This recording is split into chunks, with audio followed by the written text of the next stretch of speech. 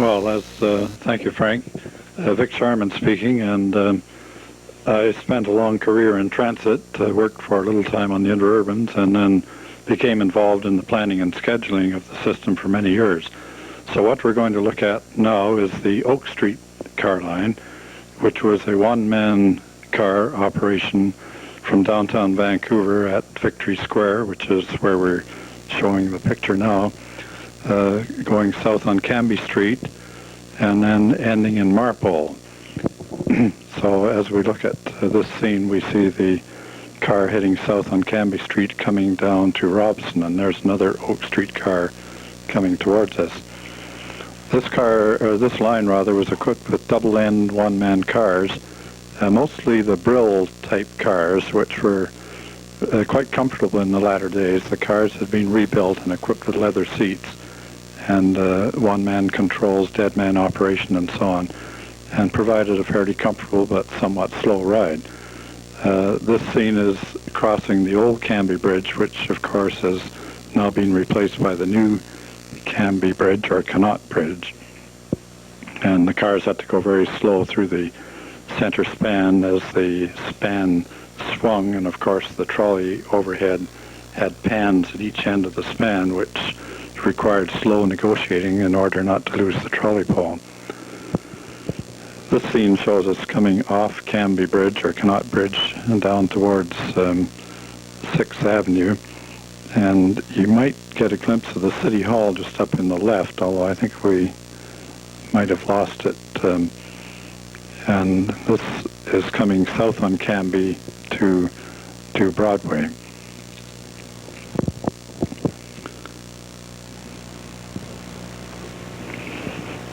Here's the car approaching Broadway, making preparation to make a right turn to go westbound on Broadway, or shared trackage with the Fairview Belt Line.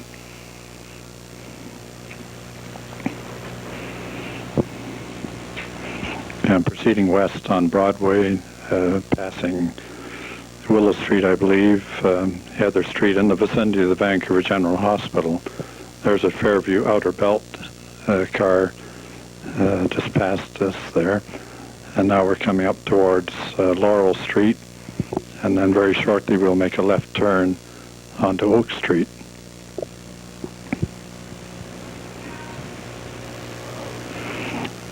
There's the car approaching Oak Street,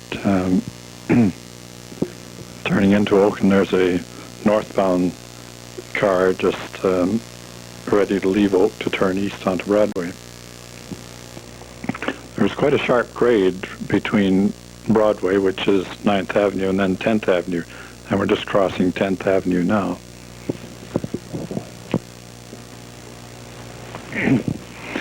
To the left was the old King Edward School, which has since been torn down and is now being filled in by buildings of the Vancouver General Hospital.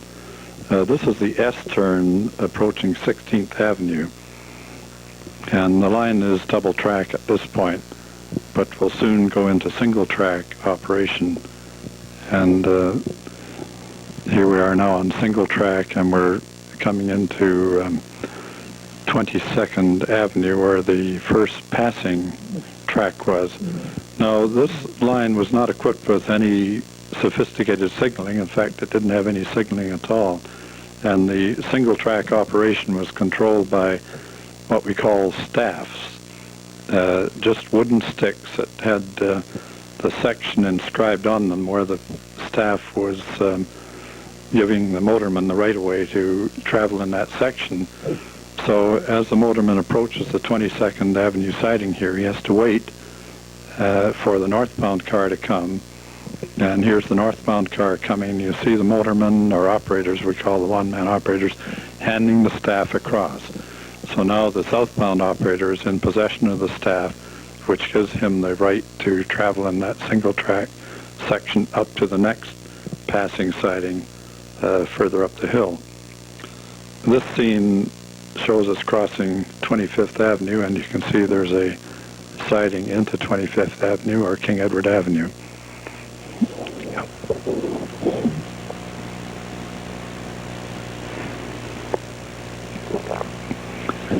We're now approaching Shaughnessy Hospital, and there weren't many shelters on this line, but you saw there was a shelter there at the hospital, I guess for the benefit of people visiting the hospital, perhaps. Rather unique for that line. Most of the stops were just in the open, marked by cards or posters on the telephone poles. We're now going up the hill towards 37th Avenue, and to the right now is the Van Dusen Gardens. And of course, at that time, the golf course, Quilchena Golf Course, was in place there. To the left is the high school, and here's a picture now of the car southbound coming up the hill towards 37th Avenue. And again, we have a meet, and you'll note the operators will exchange staffs and gain possession of the correct staff to allow them to proceed on to the next section. This is a very simple system, and yet it was fairly effective. We're now coming south on Oak Street and approaching 41st Avenue, and of course to the left now is the Oak Ridge Transit Center, and to the right is the Louis Breyer Home and Hospital, but at that time the Quilchena Golf Course was in place at that point. And it's hard to imagine that this intersection is so busy today. When you look back 40 years ago, it was quite quiet. Now there's one of the Fagel buses crossing, and of course those buses were bought in great numbers and became the replacement vehicles for many of the streetcar lines as they were converted from rail to rubber. We're now proceeding south on Oak Street between 41st and 49th Avenue. And to the left there was a gun club, which has since relocated to Lulu Island in Richmond. And this was all very sparsely populated area at the time. Going into another siding, and again there will be the exchange of the staff from the other car.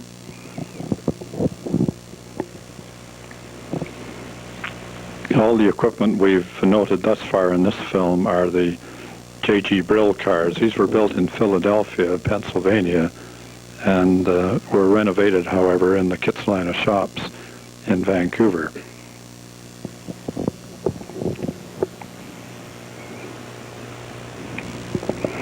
Now proceeding south on Oak on the downgrade towards Marpole, and this would be in the vicinity of about 54th Avenue.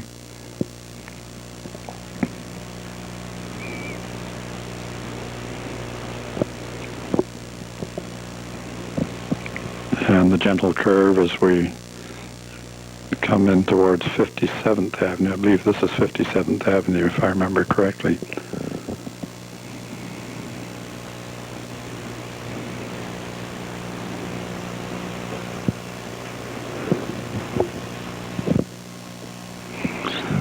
The one-man cars, of course, were marked by the X on the front, the two triangle shapes, which indicated to the public that these cars would be entered by the front door.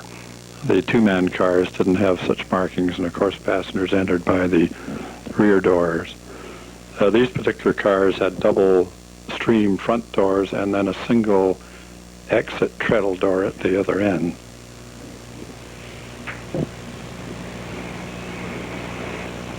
And again, a further meet. This is the last meet point before the terminus at Marpole.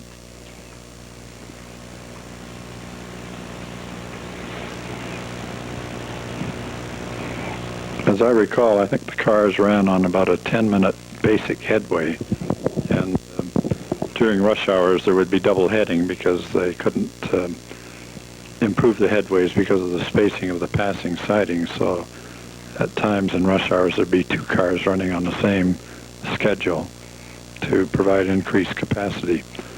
Now the car has left Oak Street and is now on Marine Drive, and in fact I believe at this point has come to the actual terminus in Marpole. And that's verified by the fact that the operator has got out and is now putting up the other trolley pole and removing the other pole to change ends. These cars were double enders with controls in each end. And so the car is now leaving on its return trip to Vancouver.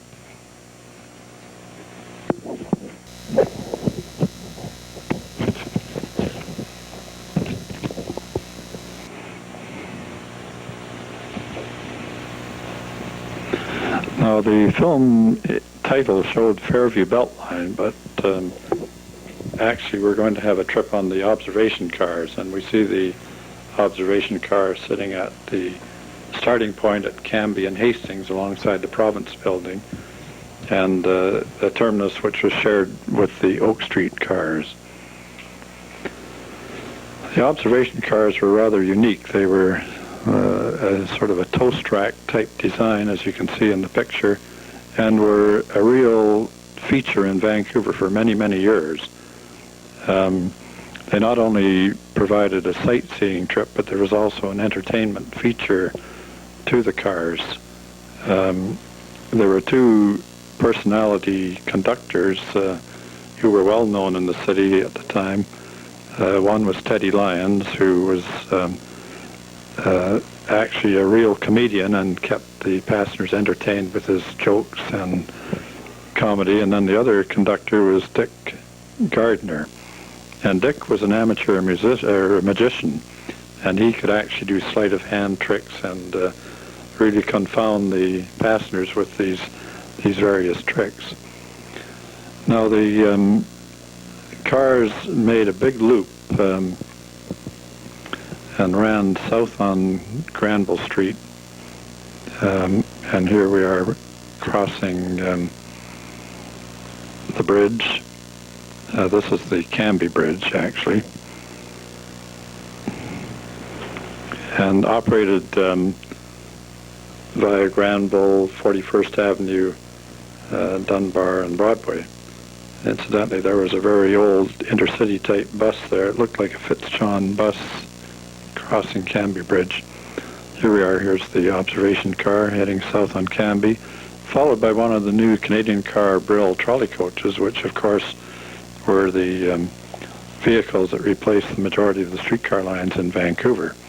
Also in that last picture was a Pacific Stage Lines twin-coach Fageville bus. And this picture shows the Cambie trolley coach operating, so this was taken after that first trolley coach conversion.